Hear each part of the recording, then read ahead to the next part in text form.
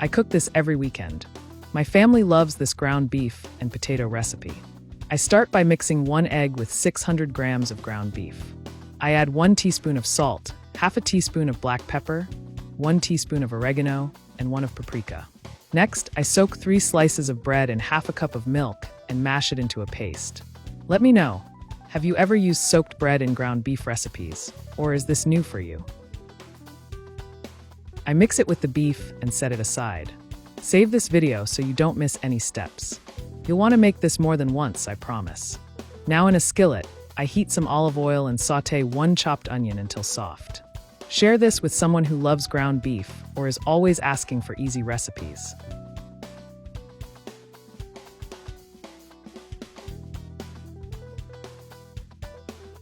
I add 1 grated carrot. Did you know? Carrot adds flavor and a nice texture, and makes the dish even more nutritious.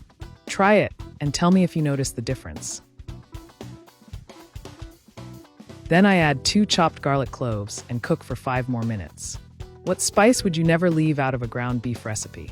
Leave it in the comments, I'll read them all. I add this mix to the beef, along with a handful of chopped parsley. If you love recipes with fresh herbs, leave a heart in the comments. Mix everything well.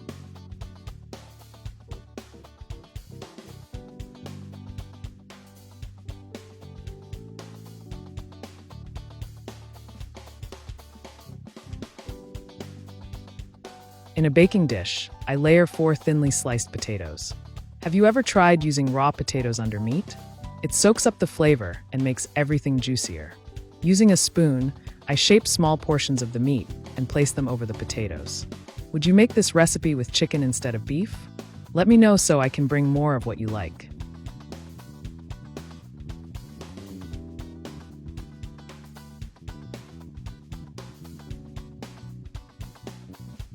Now in a bowl, I whisk 1 egg with 120 milliliters of plain yogurt and 1 teaspoon of oregano.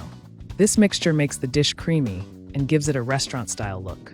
If you want to impress someone at dinner, this is the one. Tag someone who should try this with you.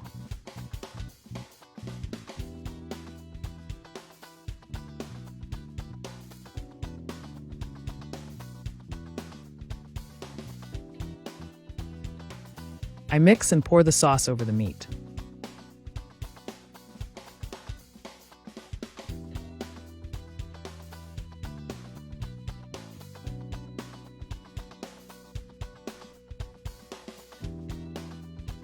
Then I top it with 150 grams of grated cheese.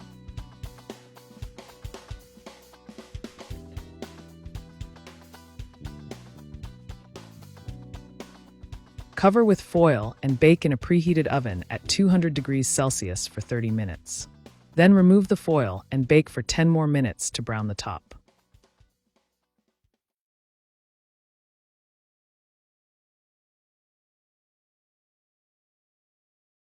I finish with melted butter over the meatballs. It turns out creamy, golden, and full of flavor. If you watched until here, comment mouth-watering, and tell me which city you're watching from. And of course, I'll see you in the next video with more amazing recipes.